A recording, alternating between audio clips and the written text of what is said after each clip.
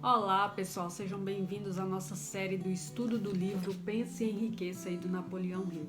Nós já fizemos aí o primeiro vídeo sobre a introdução desse livro, né, que transformou as nossas vidas.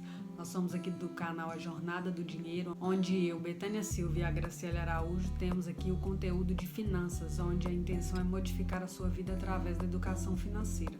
E esse livro aqui, ele indica passos para quem pensa, enriquece, né? Então tem muito a ver aqui com o nosso assunto de finanças pessoais.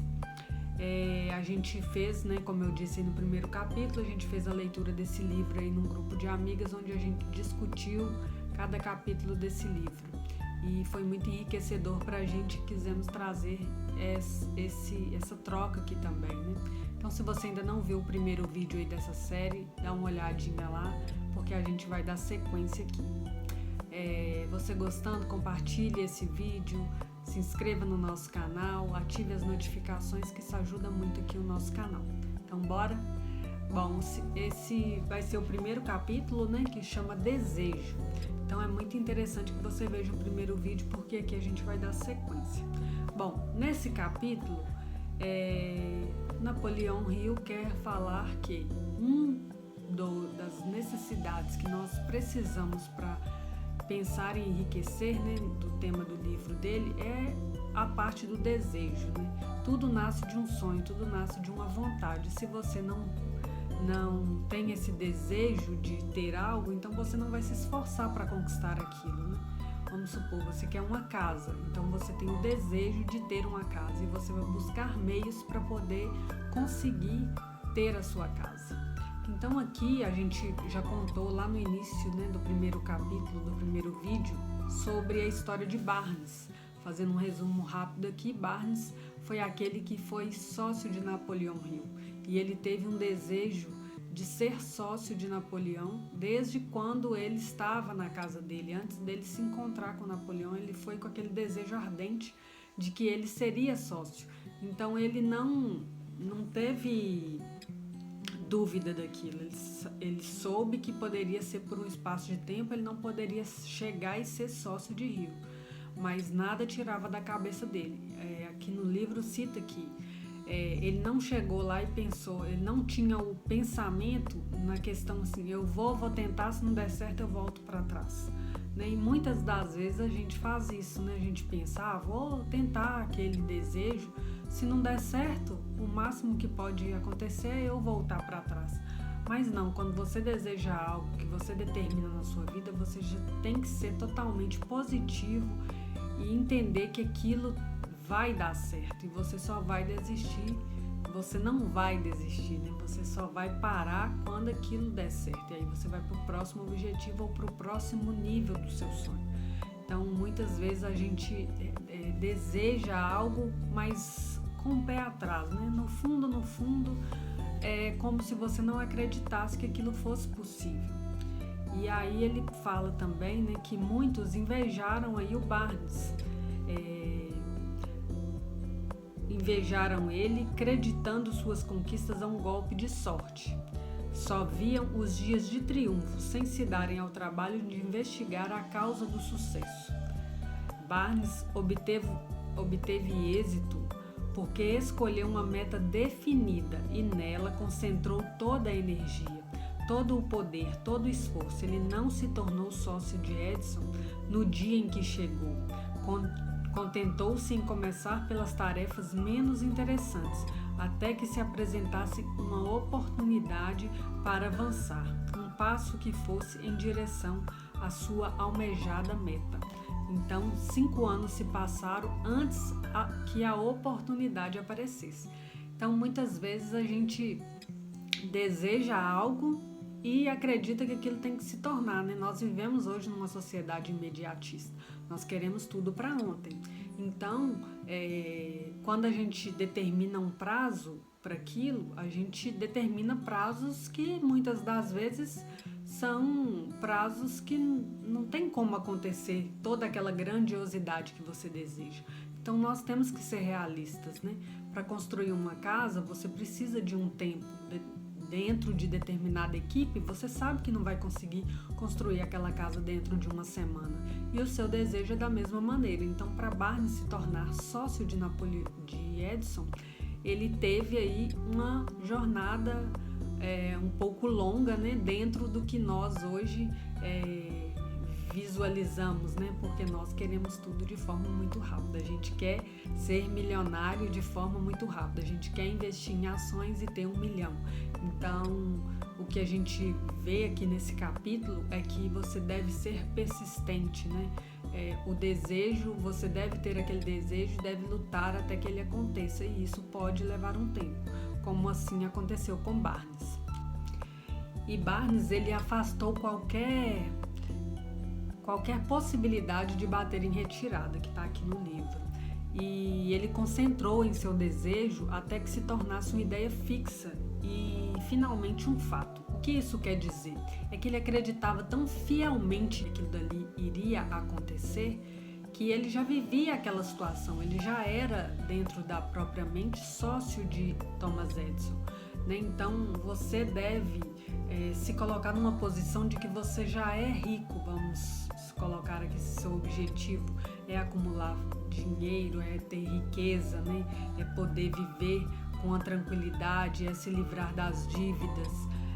Tudo isso, o que acontece com a gente? Vamos colocar aí na prática das dívidas. Você está endividado e você não vê nenhuma solução, porque você está vibrando ali numa situação de que eu estou em dívidas, meu salário não dá para nada, as pessoas não me ajudam, as pessoas da minha família não me emprestam dinheiro, fulano poderia me ajudar, as pessoas são ricas e tão miseráveis, não ajudam os outros, o dinheiro é só para quem é rico, né? Várias desculpas que passam aí na nossa mente. A gente acaba se colocando num estado de lamentação, de reclamação, e acaba que você afasta aí a possibilidade de você quitar essas dívidas com mais rapidez, porque você está vibrando, você está atraindo, você está buscando, ao invés de você buscar uma solução para aquele desejo que é quitar as dívidas, você está vibrando e falando e a todo momento na reclamação,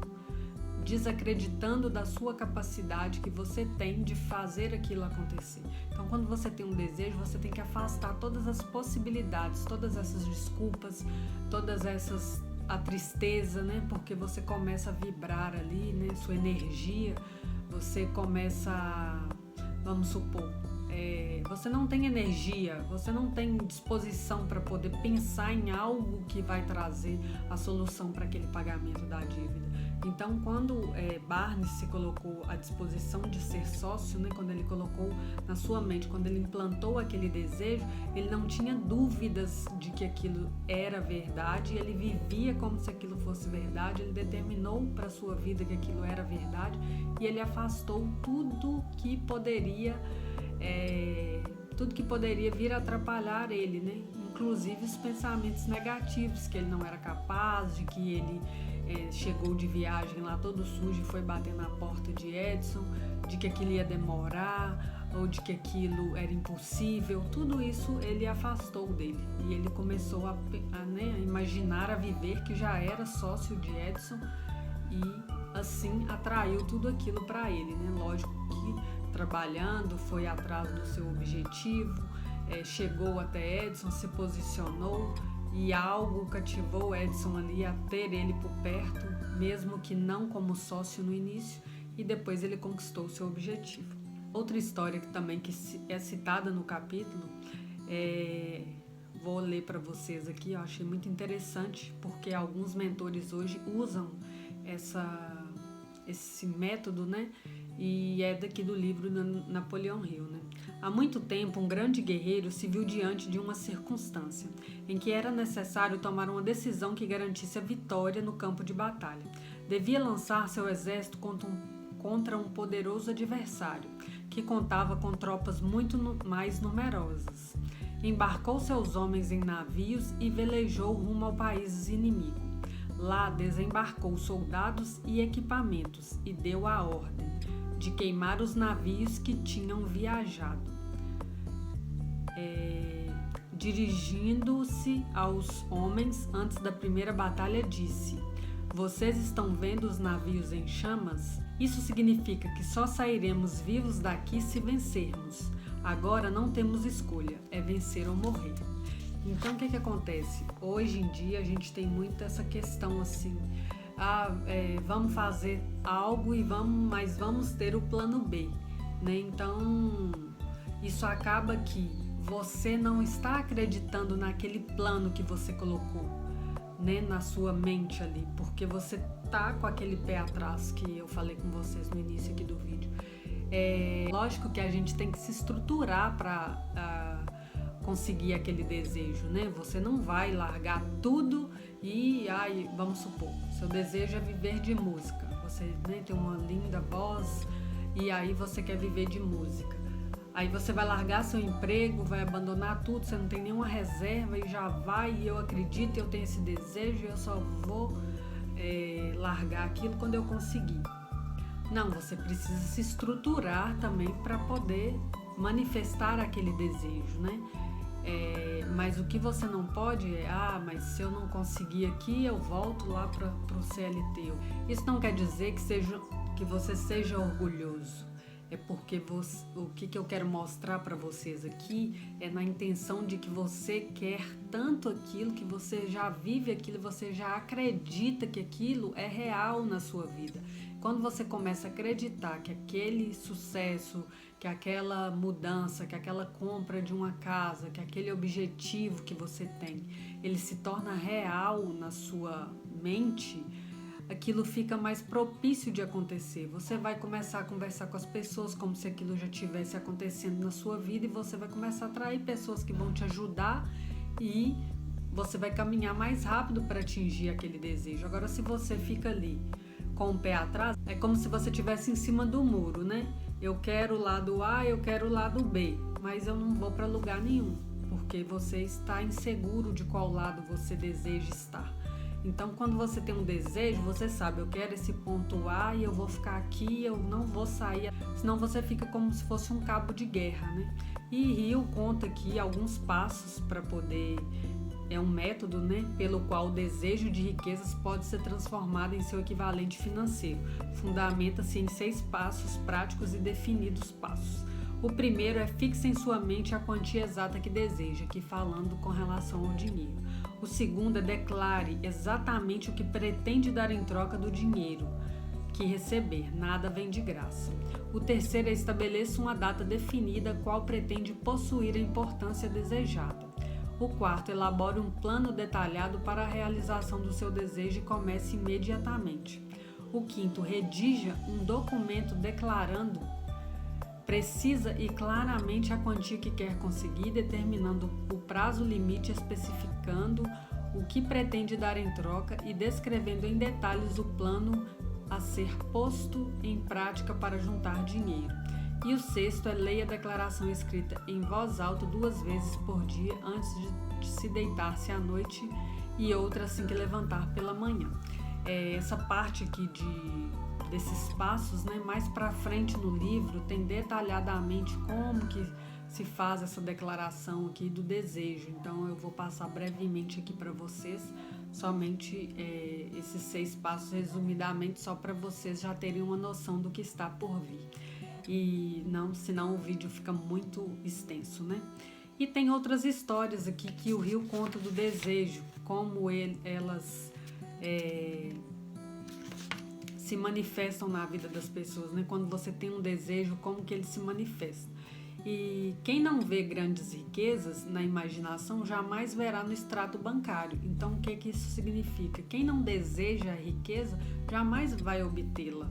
Porque se você não tem aquele desejo genuíno ali no seu coração de que aquilo vai acontecer na sua vida, de que você é merecedor daquilo, como que isso vai se manifestar? Como que isso vai acontecer para vocês, né? E tem a história de um menino que ele nasceu surdo, né? E o pai dele, quando esse filho nasceu, o médico se dirigiu a ele e disse que esse bebê não iria ouvir nunca na vida. E o pai saiu dali com aquela decisão de que ele não iria aceitar o diagnóstico do médico. Então ele lutou a vida toda contando histórias poderosas para o filho, né? Na verdade, assim, ele começou a contar aquilo depois que ele descobriu que o filho poderia ouvir através de o osso mastoide dele, que eu não sei direito onde é que fica, mas assim, um dia ele percebeu o filho, ele cravou os dentes num aparelho que ficava o som da casa deles, e ele deixava tocando aquele disco, né? Por várias horas ele foi tocando. Então o pai percebeu que o filho tinha como ouvir de uma outra maneira que não era como a gente ouve. E aí o pai começou a falar bem pertinho assim, eu acredito que esse osso seja aqui perto do ouvido, né? E o pai começou a contar histórias para esse filho bem pertinho do ouvido dele todas as noites, e contando histórias poderosas de tudo que ele poderia fazer, de como ele poderia ser, de como a vida dele poderia ser maravilhosa com aquela deficiência que ele tinha. Como que as pessoas iriam olhar para ele e ver que ele era um menino que, por ter uma deficiência, ele poderia passar até o irmão na venda de jornais, porque as pessoas iriam olhar para ele com um olhar, entre aspas, de pena, e ele ganharia com aquilo dali. Só que o pai contava a história não colocando o filho como vítima, e sim colocando o filho em ação. E um dia, né, de tanto o pai colocar ele ali para poder estimulá-lo, ele positivamente, um dia esse filho, enquanto os pais saíram, ele pulou a janela, pegou 6 centavos, foi numa banca de jornal, comprou, revendeu esses jornais e ganhou 42 centavos no fechamento do dia. E aí, quando os pais chegaram em casa, ele estava dormindo e com esse dinheiro nas mãos. E a mãe ficou ali, começou a chorar, né, que o filho tinha saído de casa para poder vender, poderia ter acontecido algo com ele. E o pai ficou imensamente feliz e vendo que tudo que ele vinha falando para o filho estava dando certo. E um dia esse menino conseguiu um aparelho, né, para conseguir ouvir. Ele já tinha passado por uma avaliação de um aparelho auditivo e não tinha dado certo. Depois uma outra fábrica mandou para ele aparelhos e ele conseguiu escutar através daquele aparelho. Ele logo ligou para a mãe e começou a escutar a voz dela, né? E aí ele teve contato com essa fábrica e começou a contar a sua história e ajudar diversas pessoas através da história dele. Então, assim, é uma história muito bonita, né, de ver que o desejo do pai ali, juntamente com a mãe, que eles enfrentaram muitas dificuldades porque eles não abriram mão do filho estudar com pessoas que tinham uma audição comum. Eles não quiseram pôr seu filho numa escola especial porque eles acreditavam, eles tinham um desejo intenso e forte ali de que o filho iria escutar um dia. Então os professores tinham que falar um pouco mais alto para a criança entender, para a criança conseguir se alfabetizar, né? Então, assim, é uma história que realmente manifesta aí, né? Mostra para a gente que o desejo ardente, ele realmente acontece. Quando você vive aquilo, quando você acredita que aquilo realmente acontece na sua vida, que aquilo já é presente, na verdade, na sua vida, né? Que você está vivenciando aquilo, que aquilo é realmente uma verdade, o desejo ele se concretiza. Bom, pessoal, esse é o resumo aí do primeiro capítulo relacionado ao desejo do livro do Napoleão Hill. Espero que vocês tenham gostado, curtam, compartilhem, ativem as notificações e vamos seguir aí para o próximo capítulo, que é o capítulo da fé. Um abraço para vocês e até o próximo vídeo.